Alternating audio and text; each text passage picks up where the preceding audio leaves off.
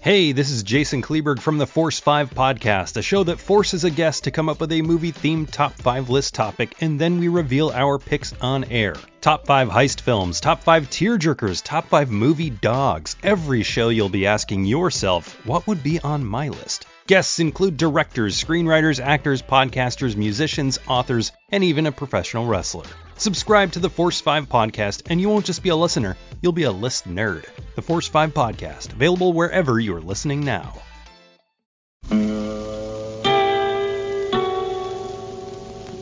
Hello, filthy movie lovers. My name is Gentry Austin. And I'm Casey Scott. And we're the hosts of the Sin Syndicate, film podcast for something weirdos, anti-criterion bros, and Joseph Sarno aficionados. Join us semi-weekly as we peer into the adults-only theaters and sticky-floored cinemas of the golden age of sexploitation, when the morals were loose, the laws were murky, and the intercourse was all simulated. Find us now on the Someone's Favorite Productions podcast network.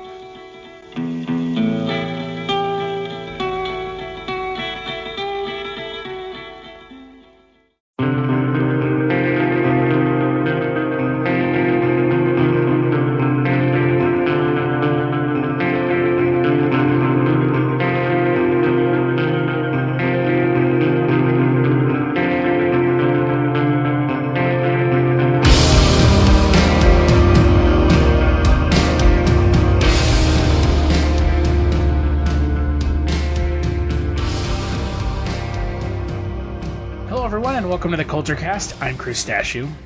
And I'm Sean Liang. And today we're going to be talking about another film for Horrortober, The Loved Ones from 2009. It's a rough film to watch, to say the least. But before we get to The Loved Ones, we're going to do like we've been doing the last couple weeks and talk our picks on the streaming service known as Netflix in our section known as The Stream Police. I'll go first this week because I think there might be some overlap between Sean and I. The first thing I've been watching this week, and that I would suggest since we're talking Horrortober, is Scream the TV series. It sounds like it could be terrible, but it's actually quite good. The second season is now up on Netflix. The first season is fantastic. The second season, there's a couple missteps, but I think overall is pretty good. It does a really good job of taking the Scream story and doing something interesting with it that I would not have expected. Because, I mean, when you hear the idea of a Scream TV series, I really thought it was going to be something bad. I started watching the second. How far are you in? I finished it. I watched it all the way through. Oh, really? Because, see, I'm in the first few episodes, and I don't like it as much as the first season.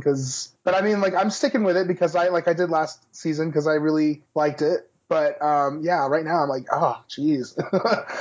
It gets better. It gets better. Yeah. But, you know, I really like the show. I think it's a really good show. You know, I don't know if it's like the best show on TV, but it's a surprise because really, I think you and I both, Sean, when we heard that they were doing a Scream TV show, thought, oh God, this is going to be terrible. Absolutely. And I, at first, like, I don't know, I've said it before. Especially because it's on MTV. Exactly. That's what it was. Right? I didn't give it a shot. You know, I first started watching it and I didn't like it. But then when I stuck with it, after you suggested too. Mm-hmm. Yeah. And then I really liked it. I did. Yeah, it's really a good show, and I think that the story that it's telling is an interesting story. And it's not just it's not a carbon copy of the movies. And some of the actors in the show are fantastic as well. Bex Taylor Kloss is really good, and the girl who plays the main character is really good as well. So I like the show. I know it's not like, it's not the pinnacle of it's not the pinnacle of TV, but it's pretty good. And then for my other pick would be a show that's been on somehow for, I want to say it's in its 12th season now, Supernatural. Oh, I love that show. Which is like, it's astounding to me that the show's been on as long as it has. I know, actually. I'm surprised it's still on. Right? I remember watching the show in high school. Like, I remember watching the first episode when it first aired back in, like, 2005. It was a long time ago.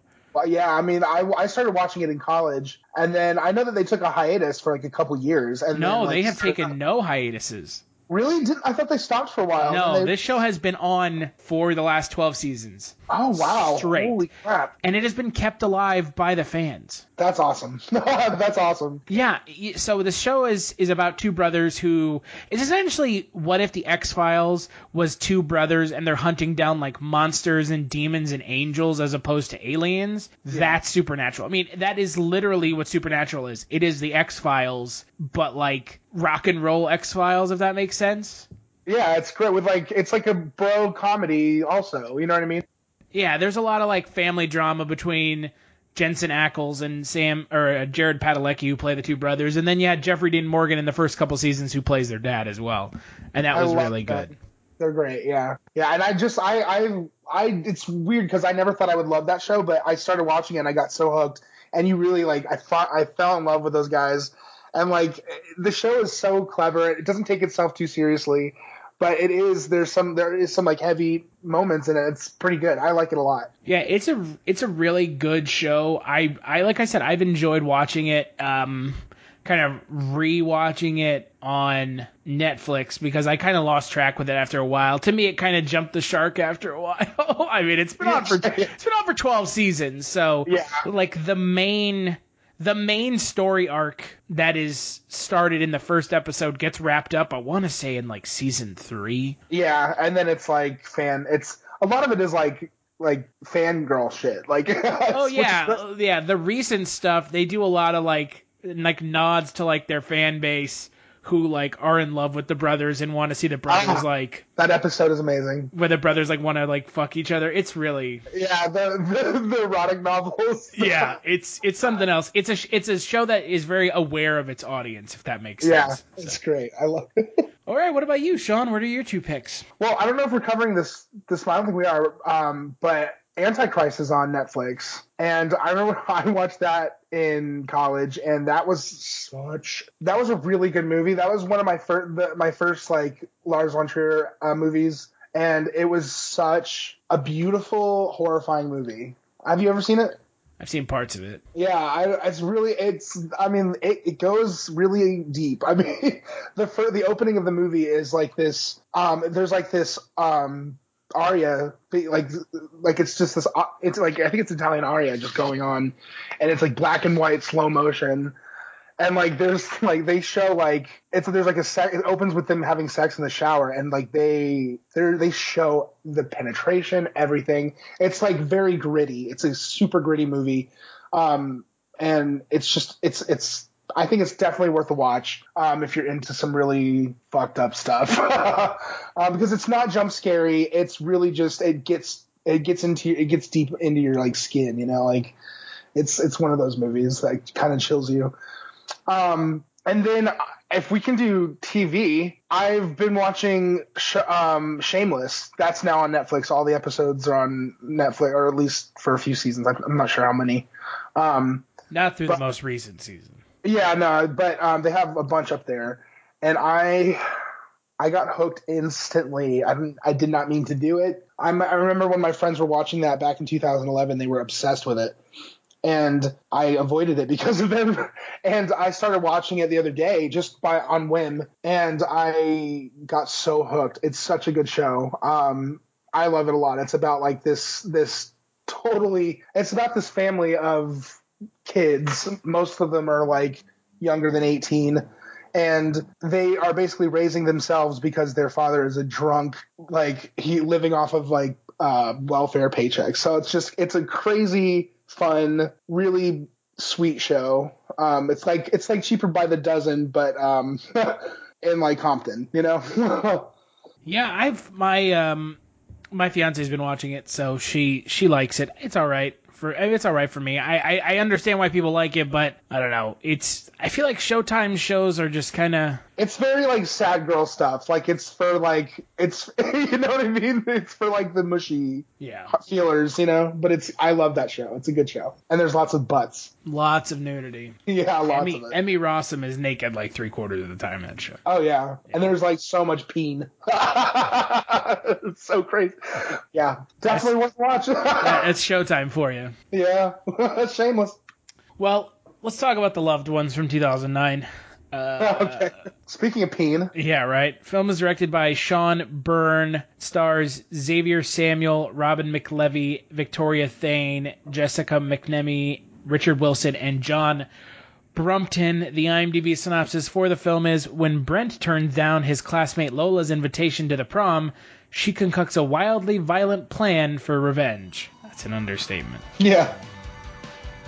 You come to the prom? Yeah, I'm going with Holly.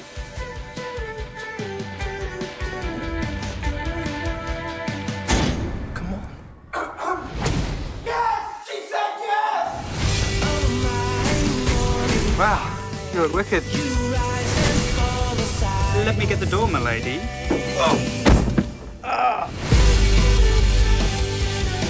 Pretty as a picture.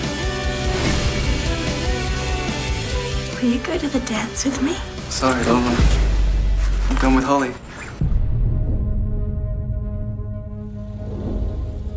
Guess who asked me to the dance? Hey.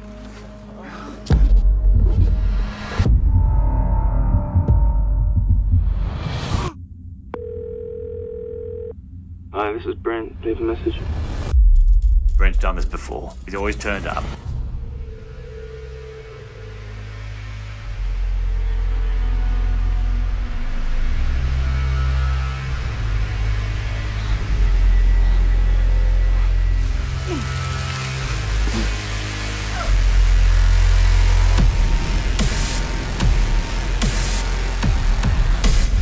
Lola. What are you looking at?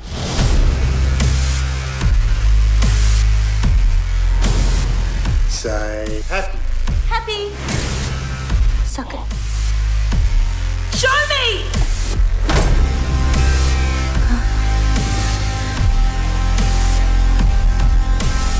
When I find my prince, this is the song we're gonna dance to. And there's only one way to find out if it's you.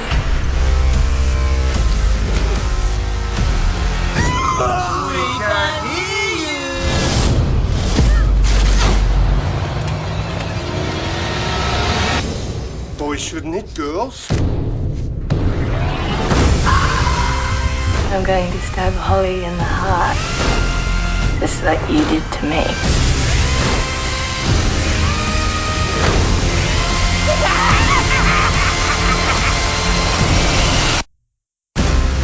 Sean, I know you've never seen this film before.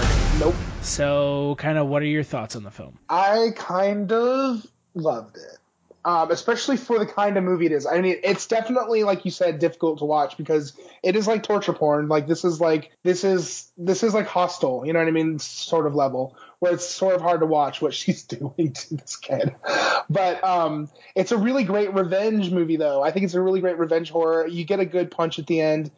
I would have liked a little bit more, but like it's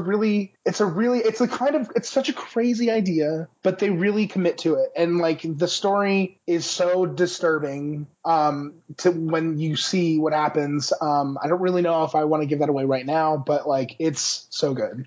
I liked it. It is a really tough movie to watch because it really doesn't let up. Oh no! And it is torture.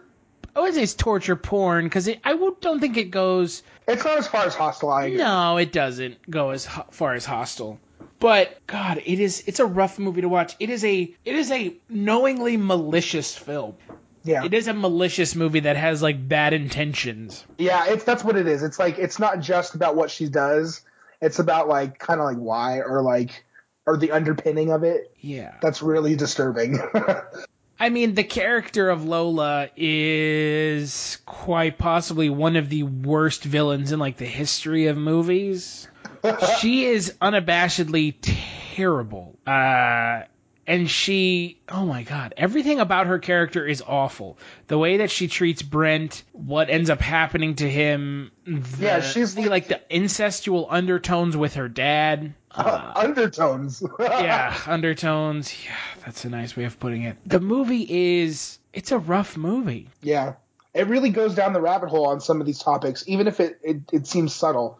Because, like, I don't know. I think, but I like that about it. That's what I like about it. It's kind of bold with what it does. And the performances are amazing. I really like the acting in this movie. No, the acting in the film is great. I mean, everyone involved in this movie is fantastic. This is a really well done movie.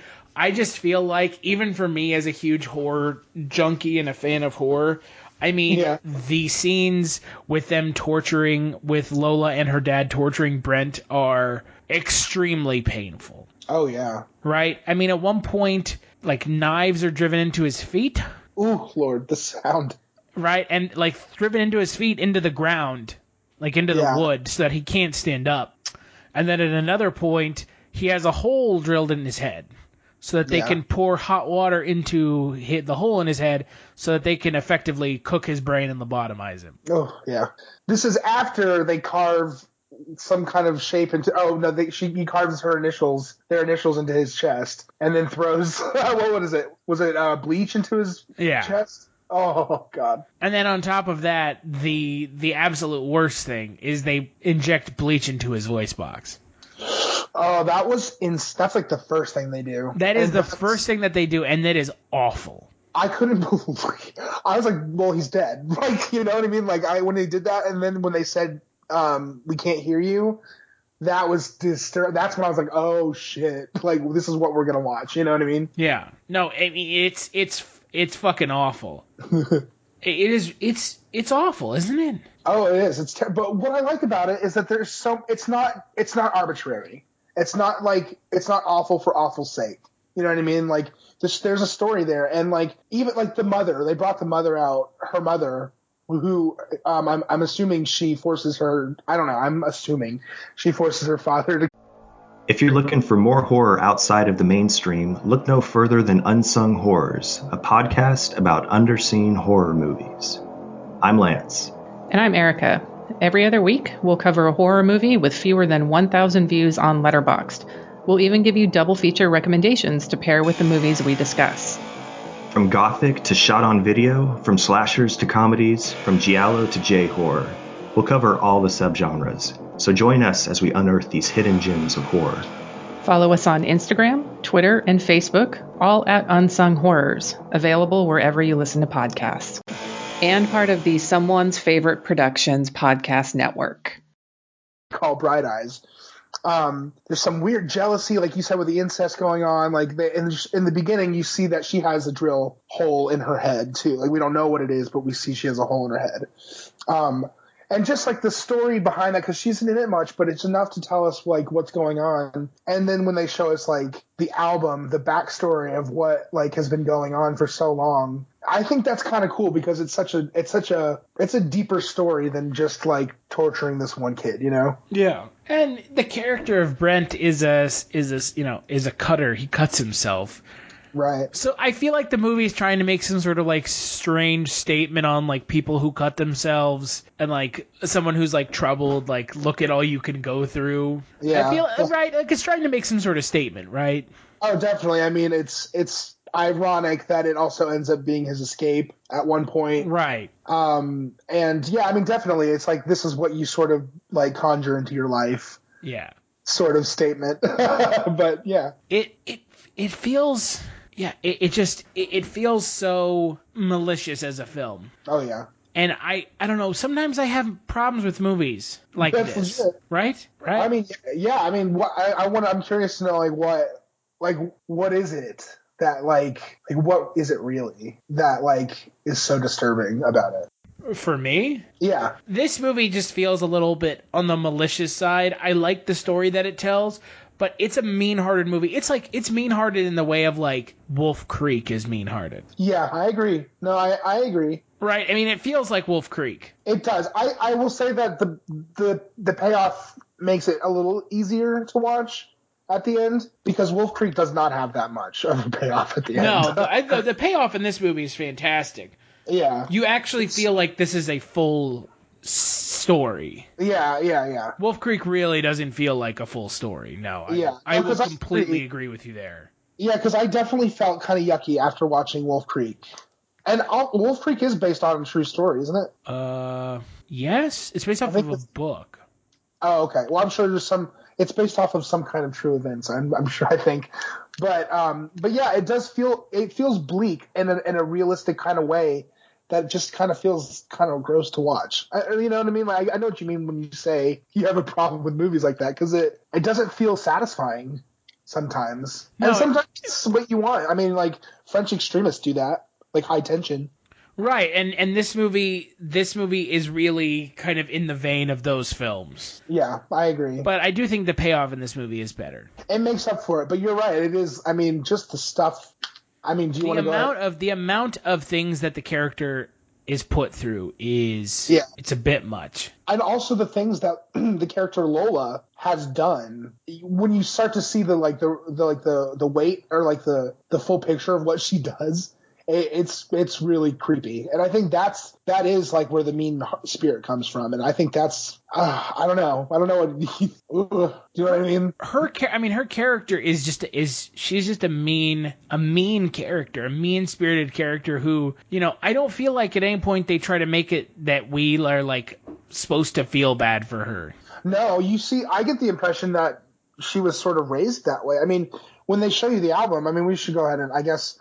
There's a point where she shows Brent this album where every year, I guess, like it starts when she's a child, like it's the pictures of her and little boys, and you start to realize that she does this every year with a different boy, and you see the boys in the pictures getting older, and you realize that they started when they were toddlers. You know what I mean? Like, you don't know what I mean. It doesn't say that that's when it started, but it totally implies that like these are her victims every year, and like.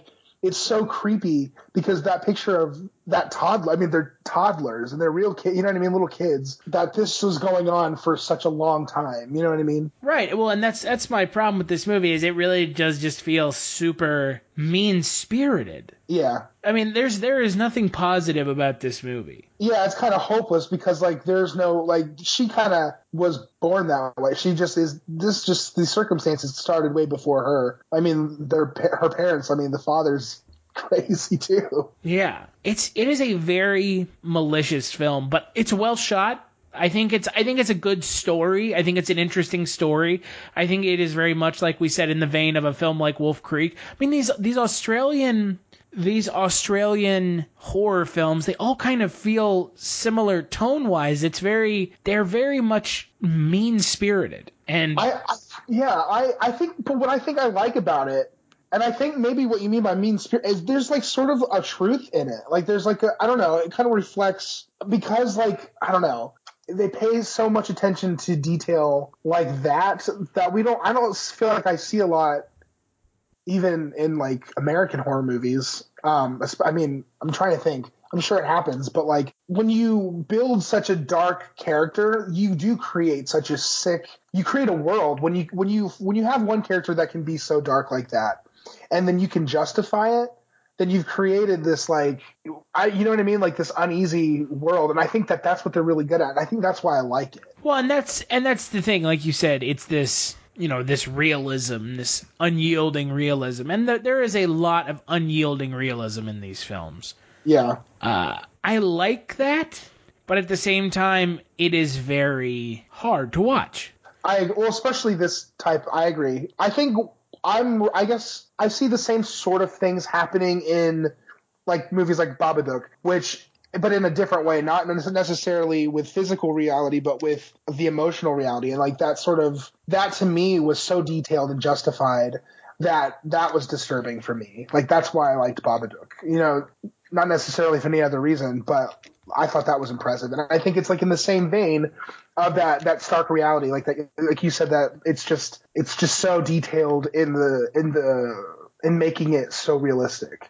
I think maybe torture porn is not my thing, like horror genre wise, if that makes sense. Yeah, I agree. It is not something that I particularly enjoy. And that's not a knock at a film like this, but it is not a film genre that I particularly enjoy. A subgenre of horror it's obviously a subgenre of horror, but it is not a subgenre of horror that I particularly enjoy. I am with you a little bit on that. But I guess I do sort of like a good revenge horror. Like the revenge story, because sometimes you don't get that. Like I can't watch Hostel. Like I'm with you. I'm not really into watching Hostel because of that reason, because it doesn't feel there's such and maybe it's just catharsis for me, and maybe it's disturbing and fucked up that I feel that way, but I really like it. I really like the payoff at the end of it. Like, it's so satisfying, I think, and indulgent, I think, that it's fun for me. But I get it. I get what you mean. It is some sick stuff. Yeah, and that is really, if I'm going to watch a horror film, I would rather not watch a torture porn film. Yeah. I don't know. Yeah, I agree. But again, that's not to say that I don't like this movie. This is not my preferred genre, I guess, of horror film. Yeah. And I haven't seen Sean Byrne's other film, The Devil's Candy, which came out last year. Supposedly it's pretty good. I mean, again, my issue with The Loved Ones is just, it's not that it's a bad movie. It's just that it's not my preferred style of movie. Totally. Yeah. That makes sense. I am very curious to see some of their other work, though. Some of his other work. Yeah. Devil's Candy. It looks interesting. I mean, drilling a hole in someone's head, boiling water in, muting them with bleach to the throat. I mean, it's a little much. I know, but I mean, I kind of like it. I like it because it's not... Okay, let me, I guess... It is unabashedly mean. Yeah, it is. But it comes from... But it's specific, I think. No, I mean, there is nothing in this movie that is not done intentionally. I mean, that's the thing I do enjoy about this movie, is that American films don't go this far. Yeah, or they do, but they don't explain. There's no reason for it. You know what I mean? Like, yeah. There's no weight behind it. Like Hostel and Saw, they're just kind of happening. Exactly. And there's no... Yeah, it just feels... You know what it is. It's cheap and kind of gross. But yeah. But that's what I like about it. If you're going to go that far, I guess, make it specific, detailed, and for artistic. You know what I mean? At the very least, what you can, you know what I mean? Like, that's where I'm interested, Yeah. And again, I think that ultimately a film like this can't be made by Americans because of what it is. Right. Well, yeah. Yeah. But I liked what it was. I just don't like the subgenre. I like this film. I can't handle some of that torture porn stuff. Yeah. And the character of Lola, I mean, Robin McLeavy just kills it. Yeah, she's scary sometimes. Like, it's really scary. Yeah, you're right. I mean, she gets it real good at the end, at least. Yeah. Oh, man. I mean, she really gets it at the end. Yeah, she does. It is satisfying, you are right, because a lot of these kinds of films, just, they go from bleak to bleak to bleakest. And they just, there's no light at the end of the tunnel. Yeah, then it's over and you're like, goodbye, Yeah. Yeah, but her performing, these characters, she's great. Like, it's funny sometimes, but it's really mostly just, she's just she makes you hate her in such a great way. And I'm just impressed. She's really good. She's talented as hell. And it was that character, man. Such a, like you said, unlikable character. Yeah. She's absolutely one of the most unlikable characters I've ever seen on screen. Yeah, they really build that up on purpose. She's great at it. She's so fun to watch. Yeah. Don't get me wrong, but she is they make you hate this character. Oh, the stuff that just happens, and oh man, there's the depravity in that. It's depraved. It's totally depraved. Yeah. I mean, should we give away the little twist? I mean, there is somewhat of a twist. Which twist is that? The big hole in the floor. Oh, yeah, the dudes in the floor? Yeah, the kids. So it's implied that her intention was to throw him into... They have this cellar or this giant cement hole in the ground under their living room. And when they open it, you hear these horrible sounds coming out of it. And you're like, oh my God, what are they about to show us? And then you find out later, because Brent gets thrown down there, that it's her victims from it's boys of various ages who are now feral and blind and feeding off of everything that they throw down the hole. And so he ends up murdering them to survive. It's so disturbing. You know what I mean? That is dark. You're right. I see what you mean. But I like it. Yeah, it just goes along with the fucking dark shit that happens in this movie. Yeah, it's just wow. It's just so deeply disturbing. Yeah, it is not great. And then he uses their bodies, to climb out of the cellar. so insane. Like, oh, they just go there. Well, Sean, skip it or watch it in best performance. I'd say watch it, although we pretty much told you what the whole movie, like, you know what you're going to get. But it's definitely worth the watch. It's for their performances and for what happens. Best performance is easily Lola, but I guess they're all so good. Honestly, no one sucked in this movie. The father was pretty crazy. He was cool, too. He was good. But yeah, I mean, Robin McLeavy, Lola, amazing. I want to see more of her work. Like, I don't know, I feel like I've seen her before, but I want to see more of it now. I mean, for me, it's a watch as much as I'm not huge on it. I think a lot of horror fans would really enjoy it. And Robin McLeavy is absolutely the best part of this movie. Her turn as Lola is great. So it's fucked up, but it's good. So yeah, she kills it. What do you think the film has on Rotten Tomatoes? I feel like it has. I'm gonna go with a 68 because I'm not sure. I think it's 98%. Oh, nice. Out of 45 reviews. I'm like, I don't know. I'm always afraid that I'm gonna be too easy on a movie, but that's good. Successfully mixing the conventions of the horror and teen genres with a twist, Australian director Sean Byrne makes a striking directorial debut. I would agree with that. Yeah, it's good. Yeah, it's something. It is an interesting film for sure, and it is a rough watch. So but it's stylized enough, and it's got its own like flavor enough where I'm definitely curious to see what these people do in the future. Sean, anything you want to plug? Oh gosh, nothing new right now, man. But as always, you can follow me on Twitter. I'm Sean Byrne, and on Facebook, I'm Sean Liang. And as always, you can follow me on Twitter at Kulturestash. And if you like what you're hearing now, head on over to cultureshock.com/Kulturecast to check out 100+ episodes of the Kulturecast. We are also on iTunes, Stitcher Radio, and all podcast apps. That music you're hearing at the beginning and the end of the Kulturecast is Wavoka's song Lament off of their self-titled first album. You can check them out over at wavoka.bandcamp.com. Patreon.com/culture_shock is where you can go to kick a couple dollars our way so that we can keep the lights on.